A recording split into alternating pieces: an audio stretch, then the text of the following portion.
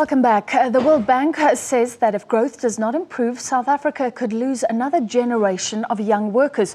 It says that conversely, South Africa could harness the large young working population to drive growth, but education is key. The bank released its 7th South Africa economic update today that focuses on the changing demographics of the country. The bank says that school leavers are not being given the required skills, while the workforce has become more technical, more demanding. This has led to the highest unemployment rate among middle-income countries. Youth unemployment in South Africa soars at around 50%. The World Bank report suggests that the working age population will grow by another 9 million over the next 50 years. It says better education can help South Africa tackle the unemployment rate among the youth. But first, electricity interruptions and labour instability need to be addressed. The bank expects economic growth to remain at around 2% this year and next year. Well, to discuss, we're now joined by the World Bank's lead economist for South Africa, Catriona Purfield. Thank you for joining us, Catriona.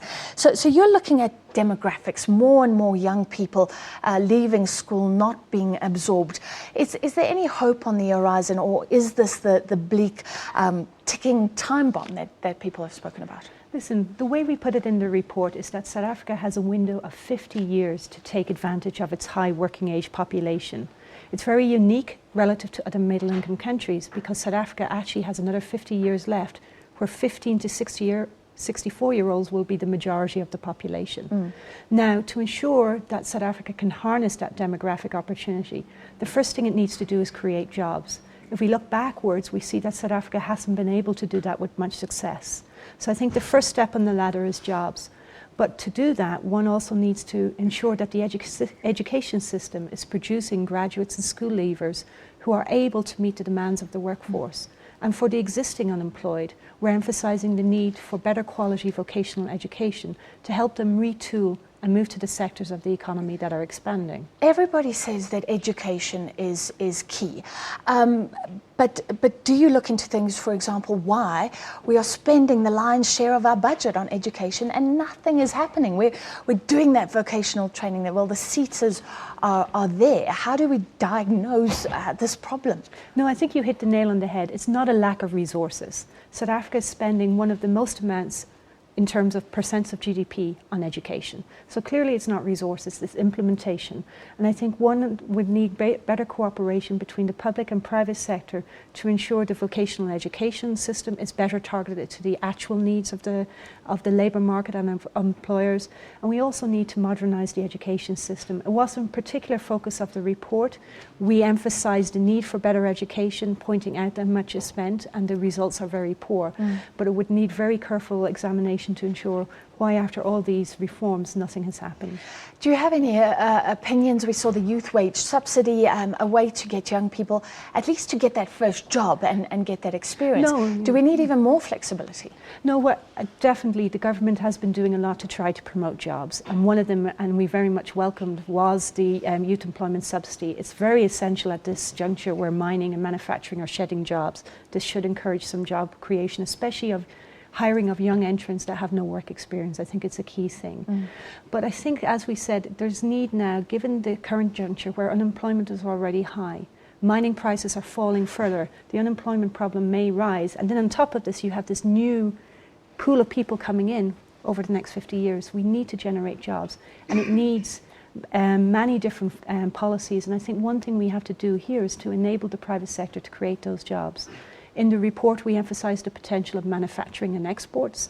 We also emphasised the potential of the SME sector so that people can generate their own jobs. Well, I'm sure you couldn't wade through the ANC document because your document came out today.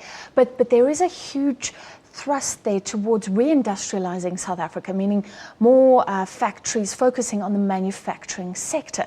Now, to me, it seems like the skills required there maybe not as high-end as the sort of banking and retail sectors.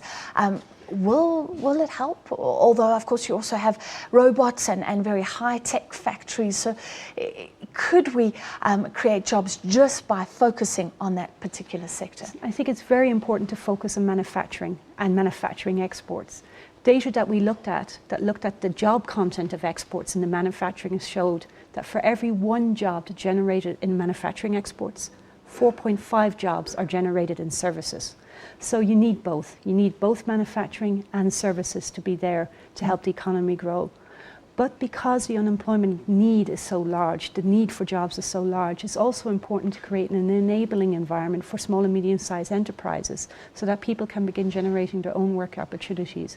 And in the report, we also emphasize some recommendations from our subnational doing business report on how one could cut the red tape for small and medium-sized enterprises just by copying the best practices that are already in place in South Africa's 9 metros in areas like getting construction permits, getting an electricity connection.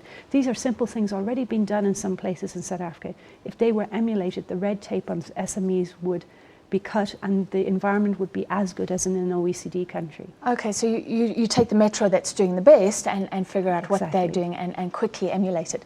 Finally, what can the private sector do? I mean, in education, there was this adopt to school. I heard a lot about unintended consequences. Kids don't want to go to other schools that aren't being helped.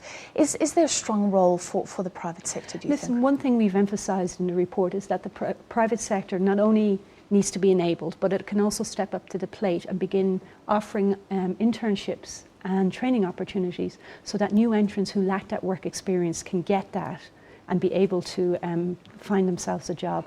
If they can generate such opportunities, I think there would be a lot brighter future ahead. As we emphasise in the report, if South Africa could take advantage of its demographic dividend, growth would surpass the NDP target. It would be 5.4% a year by 2030, enough to eliminate poverty. So there's a lot there for the taking. So it's such a bleak future for many young people, but hopefully the situation can be turned around. Thank you very much for your time. That was the World Bank's Catriona Purfield. The South